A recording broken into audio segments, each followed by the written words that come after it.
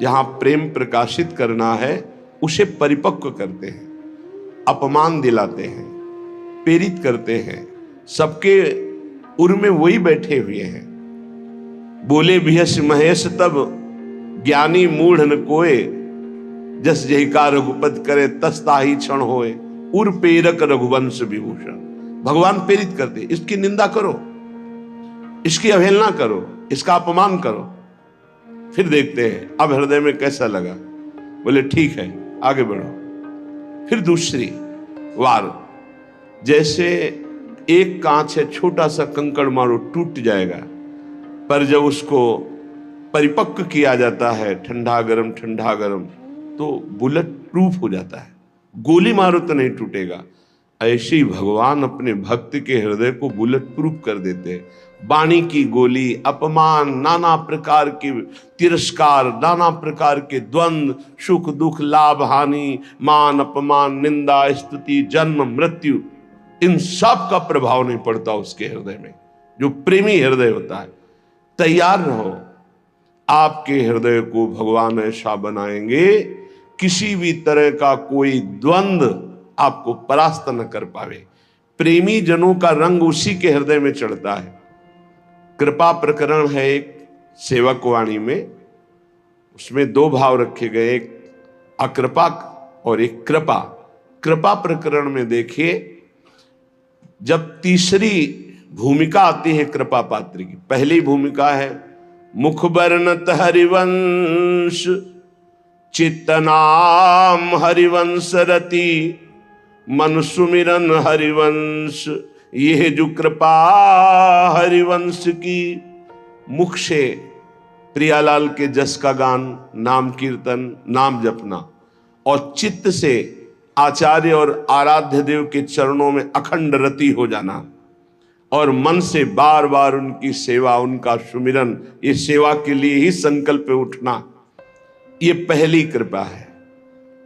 ये आचार्य गुरुदेव की, इष्ट देव की पहली कृपा है। मुख वर्णत हरिवंश, चित्त नाम हरिवंश रति, मन सुमिरन हरिवंश, यह जो कृपा हरिवंश की। फिर दूसरी कृपा, दूसरी भूमिका उदय होती है।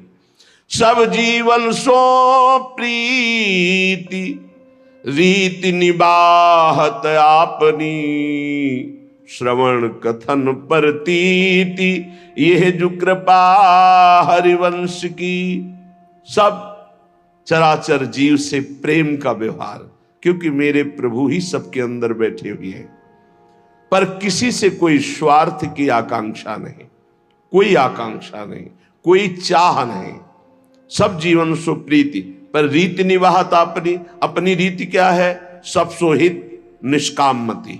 कोई किसी से बदले की चाह नहीं, ना द्वेष के बदले की चाह, ना राग के बदले की चाह।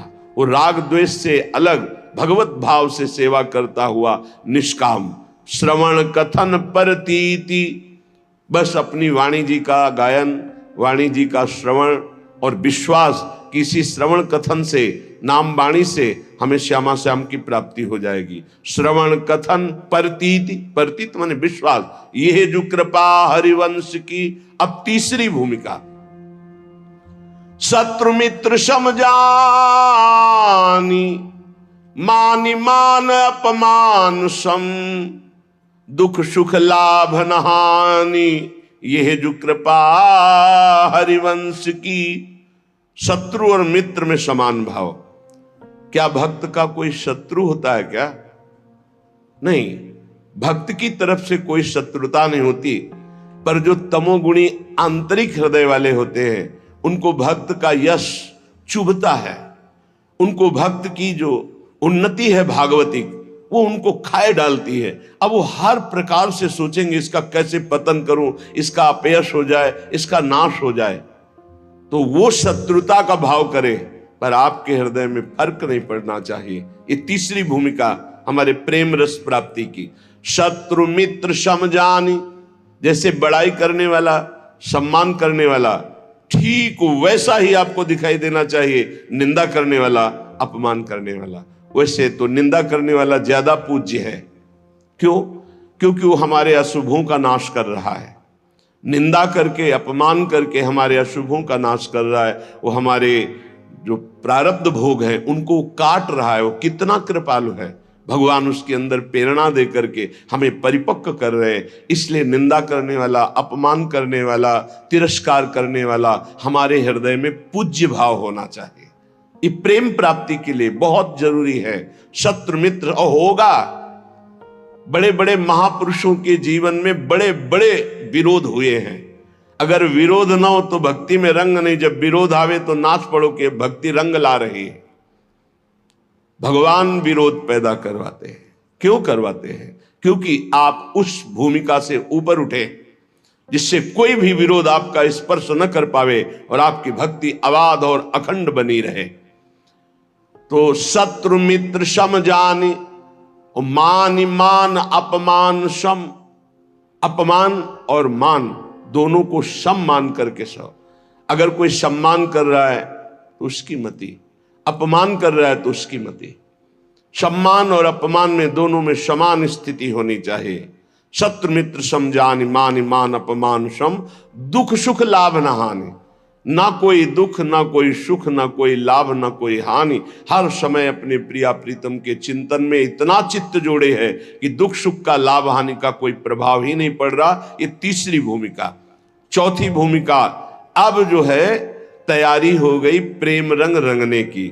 तो भगवान ने ऐसा रंग भेजा, ऐसा रंग रंगने वाला मिला दिया जिससे प्रेम रंग से हृदय रंग जाए। बोले नितैक धर्मिन संग।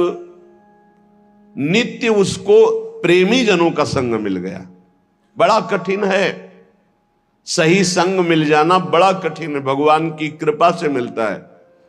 नहीं तो मिलावट ऐसी प्रपंच की बनी रहती है कि चित्त निर्विकार होकर प्रभु में लगने के लिए अगर तैयारी भी करे तो भी फिसल कर प्रपंच में फंस जाए। नित एक धर्मिन संग।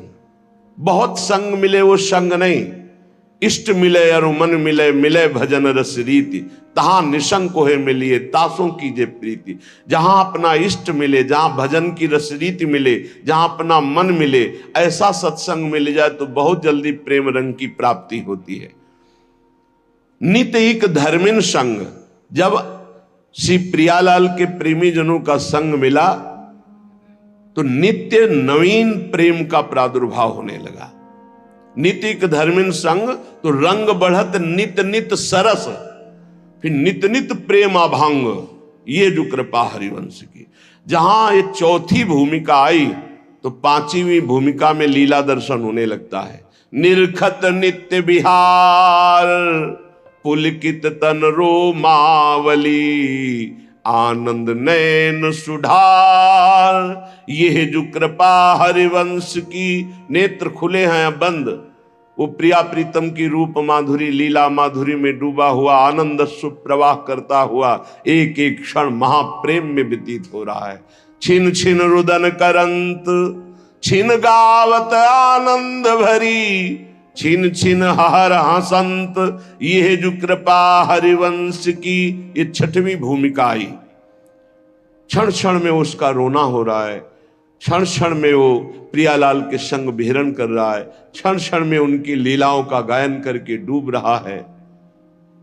छिन छिन बिहरत संग, छिन छिन निरखत प्रेम भरी, छिन जस कहता भंग। ये जो कृपा हरिवंश की। सातवीं भूमिका में हर समय प्रिया प्रीतम के साथ रहता है, हर समय। और आठवीं भूमिका जब जागृत होती है तब जो बड़े बड़े ईश्वर कोटि के महापुरुषों के लिए दर्शन पाना दुर्लभ है, उस केली का दर्शन करता है।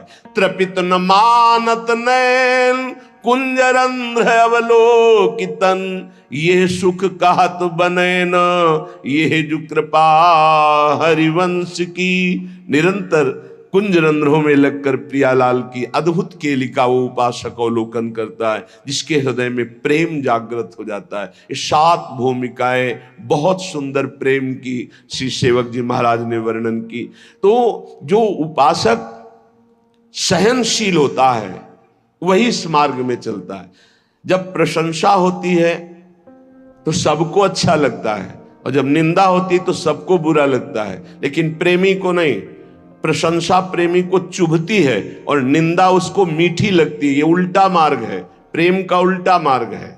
सम्मान करे तो ऐसे कर लेगा, अपमान करे तो उसके चरणों में प्रणाम करेगा। ये प्रेम का मार्ग उल्टा मार्ग है। सब प्रकार से जो तितिक्षु होता है, सहनशील होता है, उसके हृदय में प्रेम का प्रादुर्भाव। सब सहना है, कुछ नहीं कहना, ये हमारा मार्ग है। सब सहना है, कुछ नहीं कहना। अगर तुम हमें दुख देना चाहते हो तो हम सुख क्यों चाहें? अगर तुम अपमान करवाना चाहते हो तो हम सम्मान क्यों चाहेंगे? प्रभु, यदि आप निंदा करवाना चाहते हो तो हम प्रशंसा क्यों चाहेंगे? हम तो आपकी चाह में चाह मिलाए हुए। ये प्रेमी का हृदय होता है। प्रेम बड़ा पवित्र होता है, निर्दोष होता है।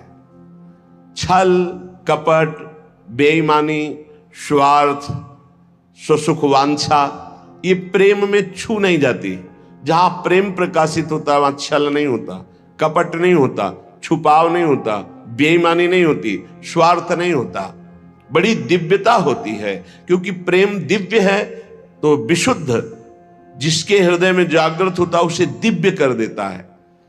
अब पार्थिव बुद्धि शरीर रागी वो दिव्य को कैसे जान पाएगी? तभी उसको आश्चर्य होता है, ऐसा कैसे हो सकता है, ऐसा कैसे हो सकता है? अरे सांप का छोटा बच्चा गरुड़ को खा जाएगा। अगर भगवान कृपा दृष्टि से देख ले तो है छोटा सा लघु ब्याल खाए गरुड़, गरुड़ को खा जाए।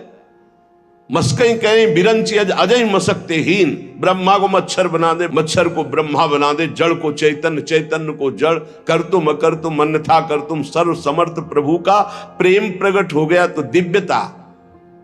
जब दिव्य प्रेम, दिव्य प्रभु की कृपा का प्रभाव होता है तो पार्थिव बुद्धि नहीं समझ पाती।